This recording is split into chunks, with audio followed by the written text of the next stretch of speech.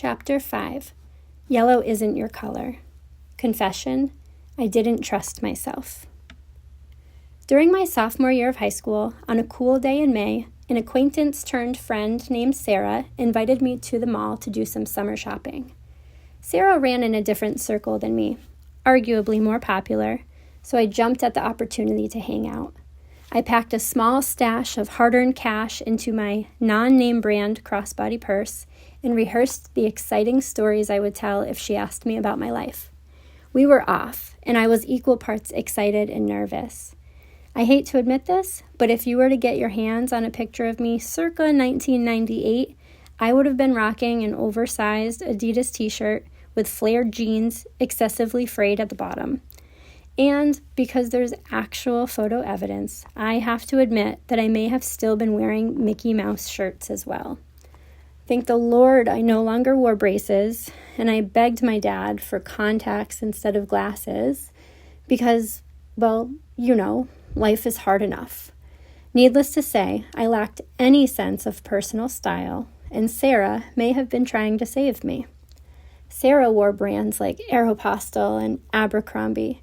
Her hair always looked good, and she didn't ooze awkwardness like me.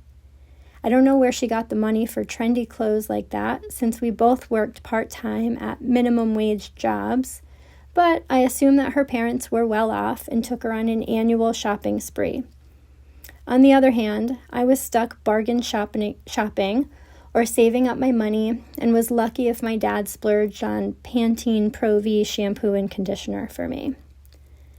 As we entered the mall with an agenda of stores we wanted to hit, we first grabbed an obligatory warm mall pretzel with cheese sauce and an oversized fresh squeezed lemonade.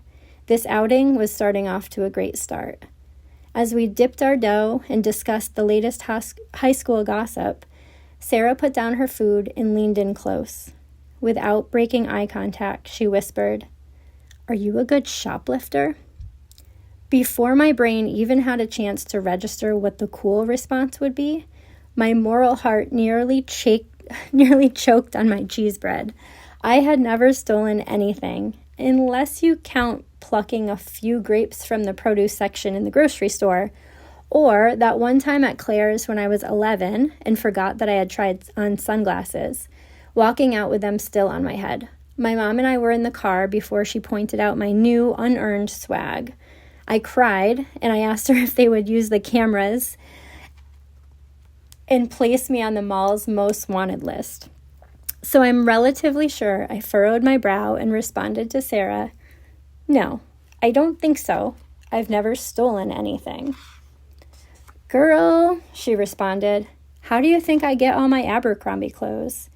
It sure as hell isn't from my allowance." Mystery solved. Sarah, the shoplifter, was that level of cool. Equal parts adrenaline, excitement, and complete fear pulsed through my veins, and my armpits started to sweat. God, please don't let me sweat enough to have pit stains. Don't show your fear. Be cool. You must stop wearing Disney clothes. You're in high school, for God's sake. We finished up our snacks and casually strolled through Abercrombie.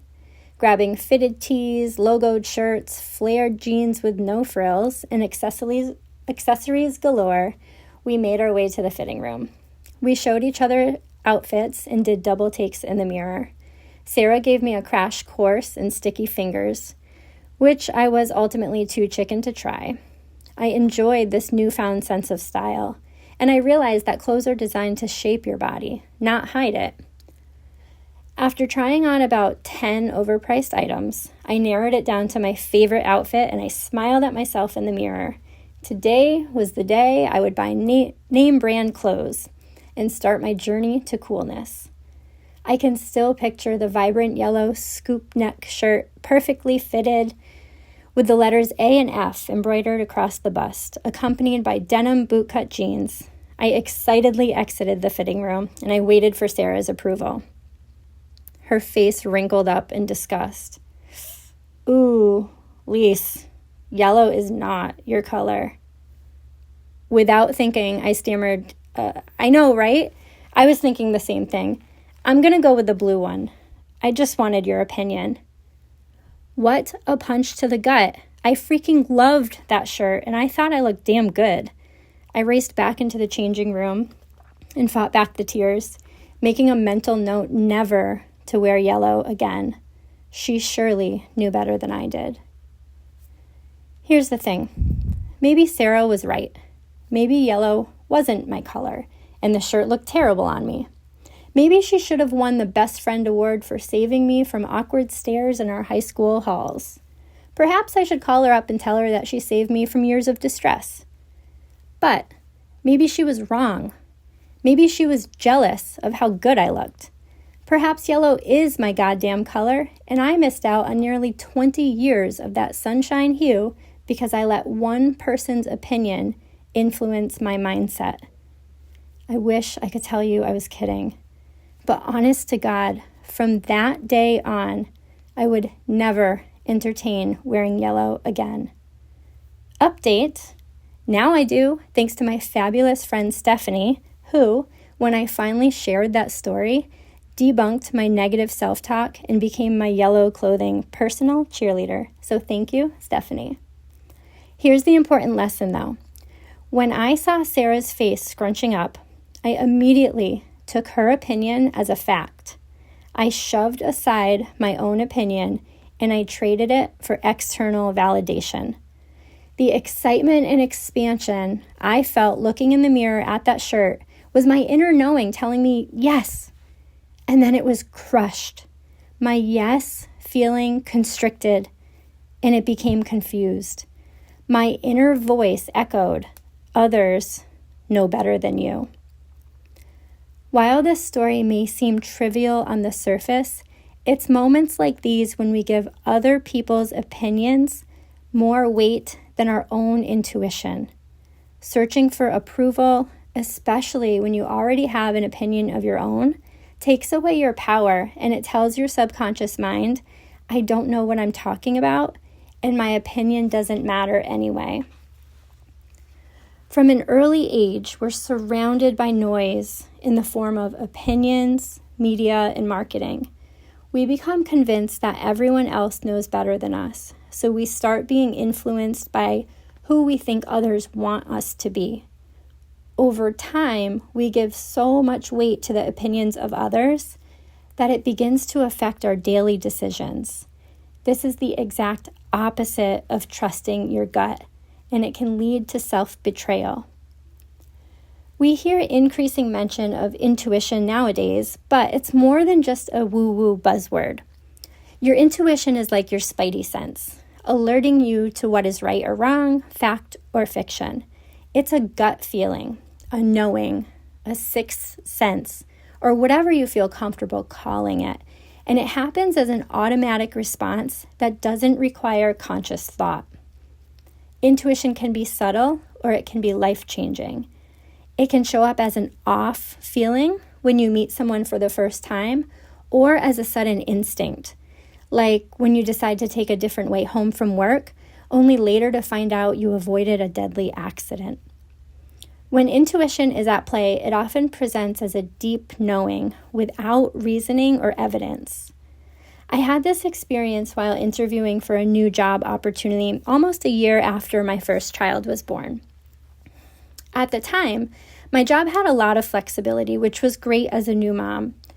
But I felt like I was just going through the motions and I wasn't learning anything new. Since there was no harm in looking, I contacted my old supervisor from one of my occupational therapy internships to see if they were looking for any OTs. To my surprise, she said they had just gotten word that someone wasn't returning from maternity leave and the position would be open in 3 weeks. How perfect! I was already familiar with the boss and the demands of the job, and my former supervisor suggested they could increase my pay scale. To top it off, they offered a fast track to becoming a lead therapist and had budgeted money for continuing education.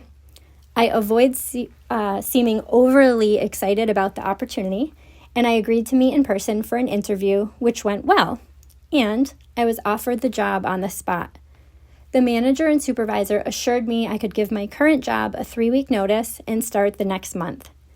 And not that my work is truly about money, but I was still paying off student loans, had a mortgage, car payment, and small child, so naturally, I asked for a slight bump in pay from what I was making. The supervisor smiled, nodded, and said, "Sure thing, that shouldn't be a problem at all." Wow, perfect, right? Wrong. Although the offer was seemingly everything I wanted and more, when the excitement wore off and I settled in at home for the evening, I couldn't shake this feeling that something wasn't right. It was not based on logic. There were no red flags. I just had a sense that something was off.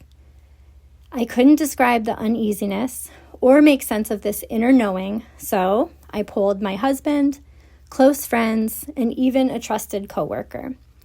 Everyone seemed to echo the idea that change is scary, and I was probably letting fear take over. But the feeling persisted, and I ignored it. I decided that everyone else knew better than me, and I chose to give my notice to my current job the next day. Well, it appeared as though the universe was looking out for me. When I went to give my notice, I learned that my manager had not returned from her vacation due to a canceled flight. I didn't overthink it and decided to try again the next day. This time, I learned a severe tropical storm was coming up the East Coast. Once again, my boss was out of the office. It would be several more days before I would see her in person, and I was starting to sweat the timeline of professionalism. In the meantime, I received a call from my new employer.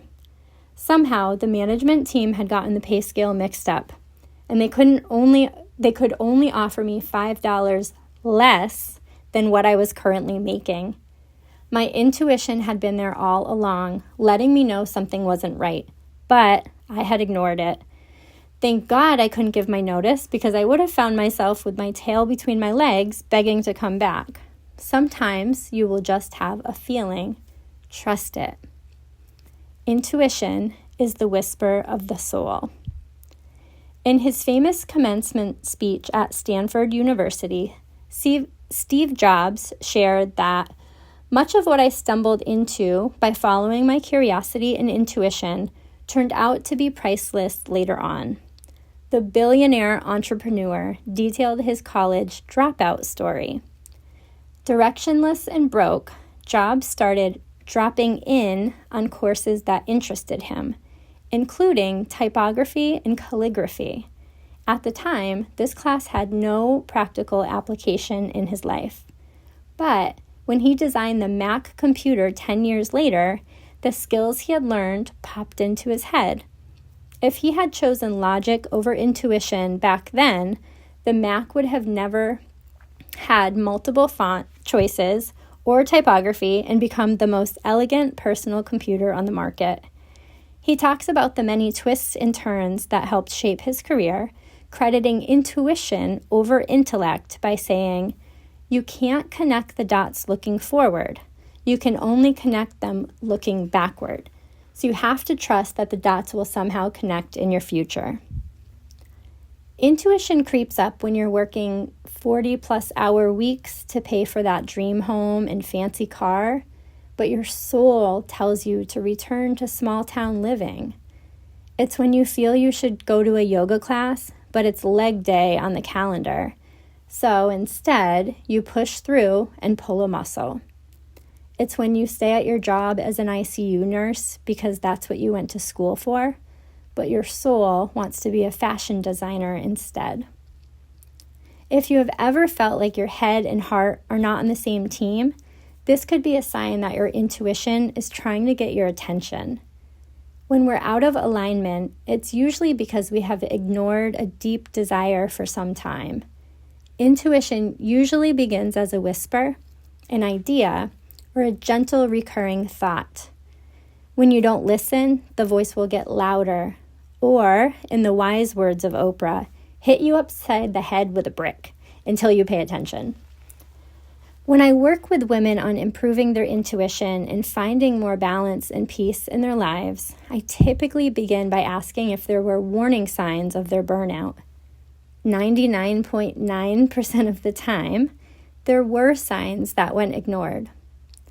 Persistent headaches, GI issues, anxiety every time they walked into the office, and so on. That nagging stomach pain might be trying to tell you he's not the one. That feeling of being on edge all the time is likely because you're not giving yourself space to grow and follow your passion.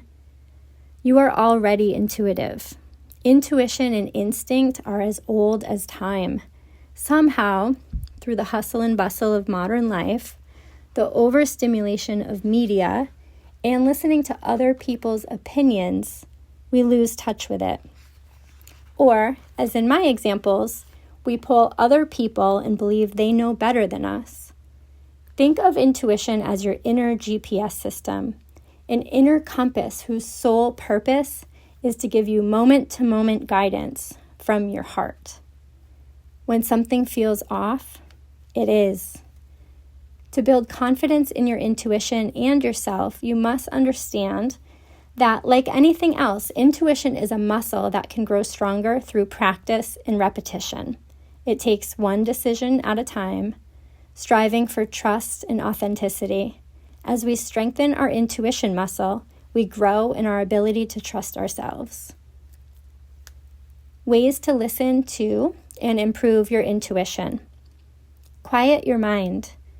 Mindfulness and meditation practices allow you to quiet the constant chatter in your mind and drop into your body, feeling whatever it is trying to tell you. Are you holding tension in your jaw? Are your hips tight?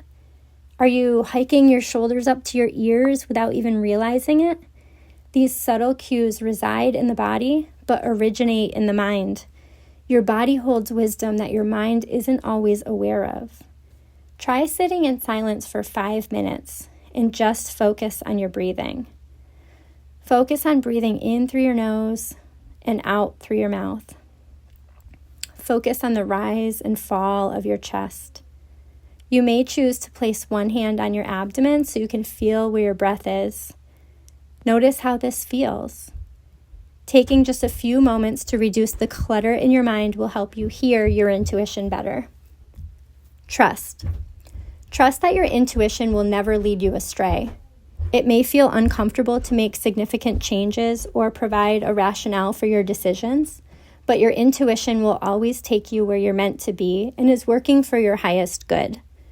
For some people, it will sound like a voice inside their head. Other people may experience their intuition by seeing an image or having a dream. Some will have more of a gut instinct and have a sense of knowing what to do. There is no right or wrong way to perceive intuitive information. Learning to trust the feeling from your head, heart, and gut is a practice. Trust and repeat. Stop the self-doubt.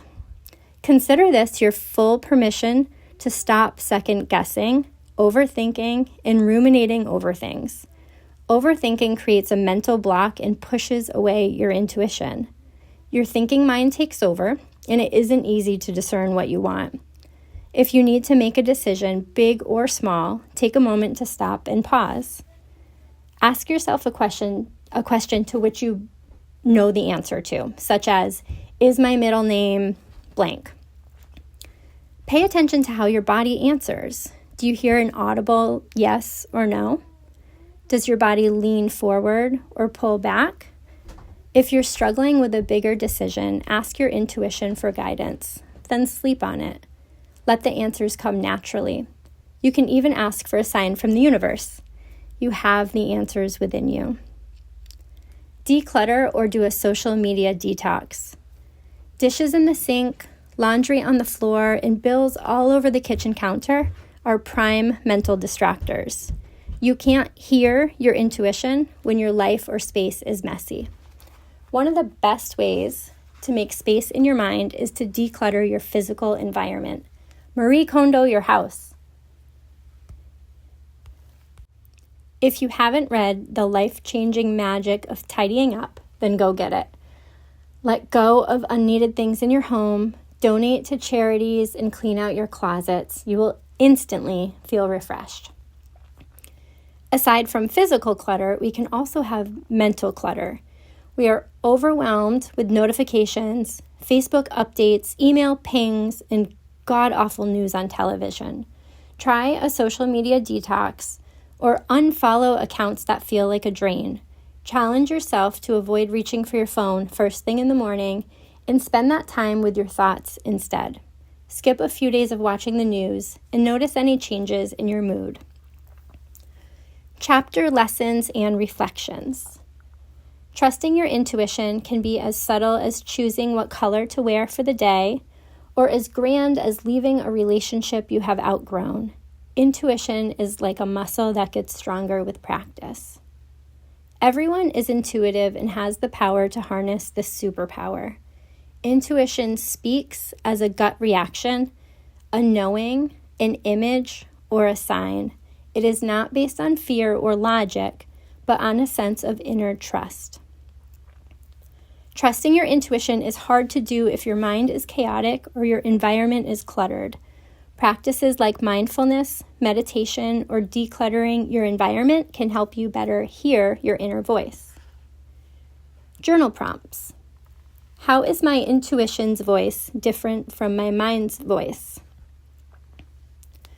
In what areas of my life do I wish to bring more intuitive input? How can I do so? Imagine a younger version of yourself. What advice would you give her? Describe a time when you ignored your intuition. What happened? Describe a time when you listened to your intuition. What happened?